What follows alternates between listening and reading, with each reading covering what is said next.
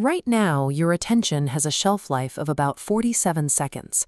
47 seconds on a single screen before a notification, a stray thought, or the itch to check one more tab pulls you away. In 2003, researchers measured that same number at 2.5 minutes. By 2012, it had dropped to 75 seconds. Your phone and your apps were designed to condition your brain to seek constant novelty. This means that your current difficulty focusing is an adaptive response to your environment, one that can be reversed by changing the environment itself. This chart shows the hidden cost of a brief distraction. You might feel you lost a few seconds checking a message, but Gloria Mark's research shows it takes an average of 25 minutes to fully return to the original task's level of depth. Willpower is often the first thing to fail when you're tired or stressed. Instead of relying on effort, we will implement a 5-step system that builds a structure for focus into your digital routine. Reclaiming your time requires a repeatable routine that protects your cognitive resources from being drained by constant switching. Step 1 is to set an absolute boundary. Decide on a specific block of time where you will engage with only one task, making task switching a violation of your own rules. Open your calendar or a timer app and lock in 25 minutes. Having a visible countdown reinforces the boundary you've set for your brain. For step 2, we establish a startup ritual.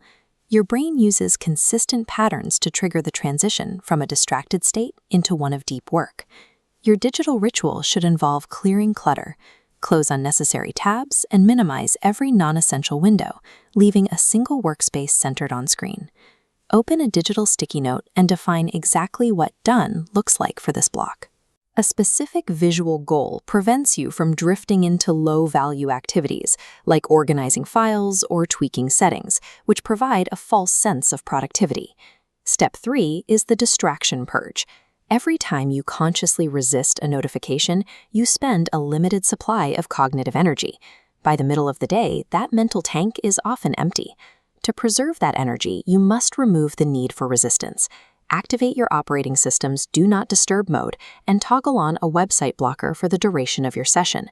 Now, physically take your smartphone and place it in a different room. Creating a 30-second walking distance between you and your device provides the friction necessary for the impulse to check it to fade. When you remove these triggers from your immediate environment, you make deep work the path of least resistance. Step 4 involves the active work block. Because focus functions like a muscle, it requires progressive overload. Start with 25-minute sessions to build endurance without triggering burnout. This diagram illustrates psychologist Sophie Leroy's concept of attention residue.